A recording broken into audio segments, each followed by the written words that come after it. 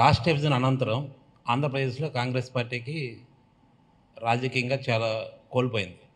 ఈ నేపథ్యంలో గత 2 రోజుల క్రితం కేవీపీఎల్ రామచంద్ర లాంటి నాయకులు షర్మిల గారు కాంగ్రెస్ పార్టీలోకి ఆహ్వానిస్తున్నాము, పార్టీలో జాయిన్ అవుతున్నారు అని అంటున్నారు. ఈ నేపథ్యంలో కాంగ్రెస్ సీనియర్ లీడర్గా, మీరు రాజకీయ లీడర్గా భవిష్యత్తులో ఆంధ్రప్రదేశ్లో షర్మిల పాత్ర ఎలా ఉండబోతుంది, కాంగ్రెస్ ఏ విధంగా ఉండబోతుంది? నాకు అంత డీటెయిల్గా తెలియదు, కానీ షర్మిల వస్తే డెఫినెట్గా బాగుంటుంది. ఎందుకంటే రాజశేఖర రెడ్డి కూతురు కదా, కూతురు స్టేట్ అంతా తిరిగింది, కాంగ్రెస్కి చాలా బాగుంటుంది షర్మిల వస్తే. స్టేట్ అంతా తిరిగిందిగా అప్పుడు అతను జైల్లో ఉన్నప్పుడు. సో అందరికీ తెలుసు, పేరు మనిషి తెలుసు. నెక్స్ట్ రాజశేఖర రెడ్డి ఈవేళ ఏ లెవెల్లో ఉన్నాడు ఇమేజ్ అనేది చూస్తున్నాం కదా. రాజశేఖర రెడ్డి కూతురు వచ్చి జాయిన్ అయిందంటే కాంగ్రెస్ ఇక్కడ మంచిదే, తెలంగాణలోనూ మంచిదే. Hi sir, YS Sharmila Congress పార్టీలోకి జాయిన్ అయితే భవిష్యత్తు బాగుంటుందని చెప్పారు కాంగ్రెస్ పార్టీ పరిస్థితి. మరి వైఎస్ జగన్మోహన్ రెడ్డి పార్టీకి ఎంతవరకు డ్యామేజ్ అయ్యే అవకాశం కనిపిస్తుంది? చెప్పలేను, అది ఏం చెప్తాం. బాగా ఇది ఎక్కువ ఏదో చేయి చూసి ఒక లెవెల్ వరకు చెప్పగలం, కానీ చేయి చూసి అంటే కాంగ్రెస్ పార్టీ ఫ్యూచర్ బాగుంటుందని చెప్పారు. మరి కాంగ్రెస్ పార్టీ మీకు పిల్లలు పుడతారా అన్నంత వరకు చెప్పగలం, కానీ పిల్లలు బాగా చదువుకుంటారా, వాళ్ళకి పెళ్ళిళ్ళు అవుతాయా అంటే ఇద్దరు షర్మిల వరకు నేను ఏం చెప్పాను, కాంగ్రెస్కి చాలా ఉపయోగం అని చెప్పాను. అంటే ఇద్దరు ఒకే కుటుంబం వాళ్ళు కదా. ఖచ్చితంగా రాజశేఖర రెడ్డి పేరు చెప్పే మనం వారసత్వం నుంచి తప్పించుకోలేము. అది రాజశేఖర రెడ్డి పేరు చెప్పే వచ్చారు. ఇక్కడ ఎన్టీ రామారావు గారి పేరు చెప్పి చంద్రబాబు నాయుడు గారు వాళ్ళ కుటుంబం ఉన్నారు. తప్పదు, అది అంతే. Thank you sir. Thank you. ఆవిడ రంగంలోనే ఉంది, ఆవిడ ఎప్పుడు ఖాళీగా లేదు. మీ అందరి తరఫున ఒకటి 2 ప్రశ్నలు అడగదలుచుకున్నాను. ఏదో వ్యూహం ఉండుంటుంది సార్, విత్ యువర్ పర్మిషన్. అందరి తరఫున ఒకటి 2 ప్రశ్నలు అడగదలుచుకున్నాను. ఒకటి, ఈ మధ్య Times of India Navbharat survey ఒకటి బయటకు వచ్చింది. ఇంతకుముందు మీరు కర్ణాటక ఫలితాల గురించి చెప్తూ జేడీఎస్ ఓట్లు కాంగ్రెస్కి వెళ్ళాయి కాబట్టి అక్కడ ఫలితం తారుమారైంది అన్నారు. ఈ టైమ్స్ ఆఫ్ ఇండియా సర్వేలో కూడా తెలుగుదేశం పార్టీ ఓటు తగ్గింది, వైసీపీకి పెరిగింది, జనసేనకి పెరిగింది.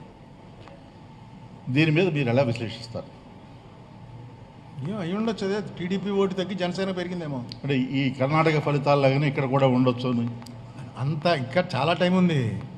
నెక్స్ట్ ఈ సర్వేలన్నీ కూడా నాకు ఒకసారి 2007లోనో 2008లోనో ఉత్తరప్రదేశ్ ఎలక్షన్లు అవుతున్నాయి, అసెంబ్లీ. నన్ను కూడా పంపారు. నేను లక్నో వెళ్ళాను, కాన్పూర్ వెళ్ళాను, ఇండోర్ వెళ్ళాను, రకరకాల సర్వేలు. దీని దగ్గరికి వచ్చేటప్పటికి, ఎలక్షన్ టికెట్ల దగ్గరికి వచ్చేటప్పటికి మాయావతి 84 మంది బ్రాహ్మణులకు ఇచ్చింది టికెట్, అసెంబ్లీ టికెట్లు. 84 మంది బ్రాహ్మిన్స్కి. అంటే బ్రాహ్మిన్స్ చాలా పెద్ద సంఖ్యలో ఉంటారు, ఆల్మోస్ట్ 9 to 10% ఉంటారు. బ్రాహ్మణ వ్యతిరేకంగా పుట్టిన పార్టీ కాంశీరామ్ గారి పార్టీ. ఆ పార్టీ 84 మంది బ్రాహ్మణులకు టికెట్లు ఇచ్చింది. అది ఎవడో రాసినా, ఏ పేపర్లో రాసినా అది ఎవడో పట్టించుకోడండి అని. ఆవిడ ఆన్ హెర్ ఓన్ పవర్లోకి వచ్చింది, ఎలక్షన్ సొంతంగా నెగ్గేసిందండి. ఎప్పుడు ఉత్తరప్రదేశ్లో ఆవిడ నగ్గడానికి చాలా కాలం వరకు లేదు, ఏ పార్టీ నగ్గల.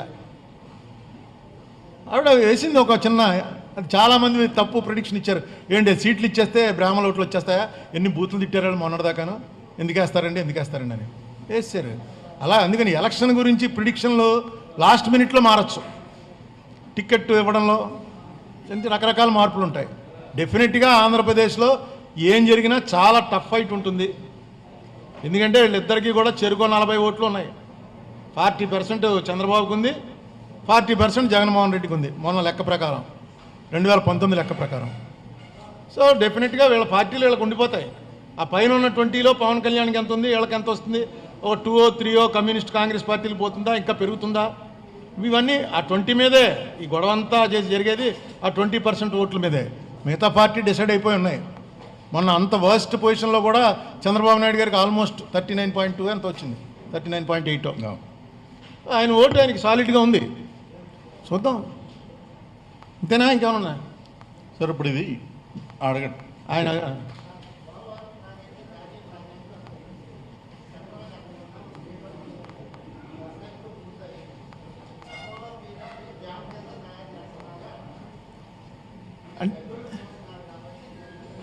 లేదండి, ఇది చాలాసార్లు చెప్పాను నేను. అసలు ఆయన ఇప్పుడు ప్రతిదానికి ఒక జస్టిఫికేషన్ ఉంటుంది.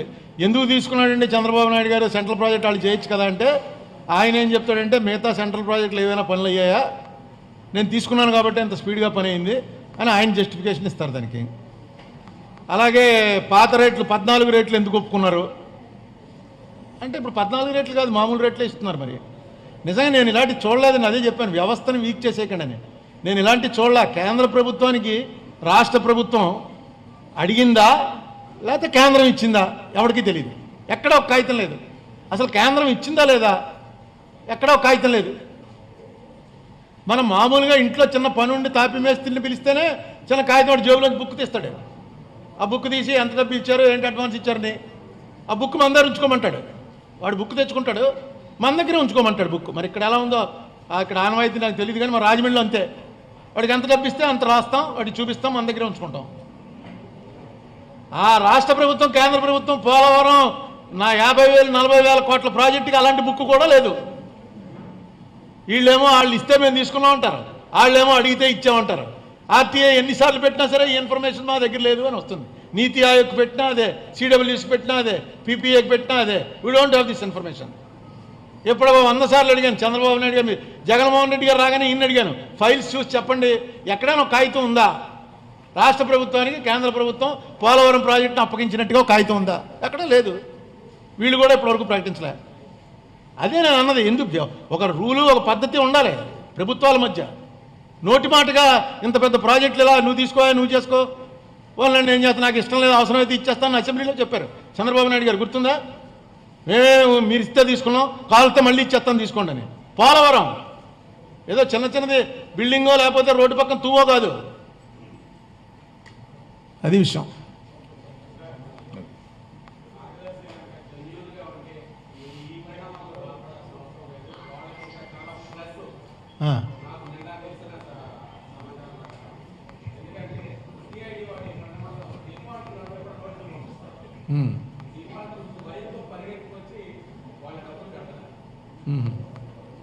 మంచిదే కదా.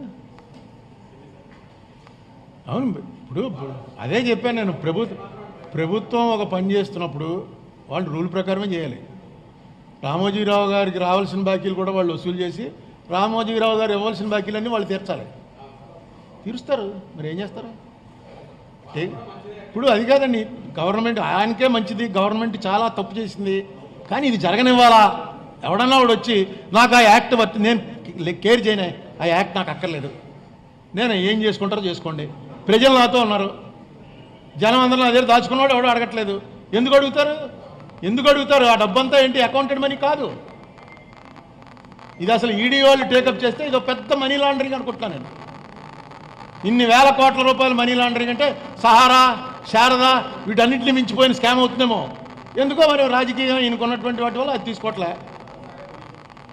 ఇప్పుడు ఇలాంటివన్నీ ఏమవుతాయంటే ఏ స్టేజ్ అలా స్టేజ్ పెరుక్కుంటూ వెళ్ళి ఒక్కసారి తప్పని పెడుతుంది. లేదా మొత్తం అన్అకౌంటెడ్ మనీ అనుకోండి, హ్యాపీగా వేస్తారు వాళ్ళు డబ్బు. ఎందుకంటే మామూలుగా వీళ్ళు చూపించుకోవటం లేదు, దాచుకుంటే ఇన్కమ్ ట్యాక్స్ వాళ్ళు పట్టుకుపోతారు. అక్కడ పెట్టుకుంటే హ్యాపీ, ఆయన చూసుకుంటాడు మొత్తం అని. అంతే. ఇది తేలవలసిన విషయం ఉండబట్టే ఒక యాక్ట్ని ఎందుకు ఫాలో అవ్వరో అది చాలా సింపుల్ అండి.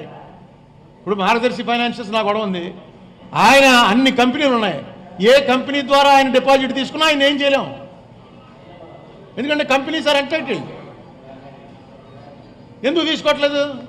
హెచ్యుఎఫ్ తరఫున ఎందుకు తీసుకుంటున్నారు? కంపెనీ అయితే రిజిస్టార్ ఆఫ్ కంపెనీస్కి పంపాలి, ఎవరెవరు ఇచ్చారు డబ్బు, రిజర్వ్ బ్యాంకుకి పంపాలి, ఎవరెవరు ఇచ్చారు డబ్బు, ఇన్కమ్ ట్యాక్స్కి పంపాలి, ఎవరెవరు ఇచ్చారు డబ్బులు.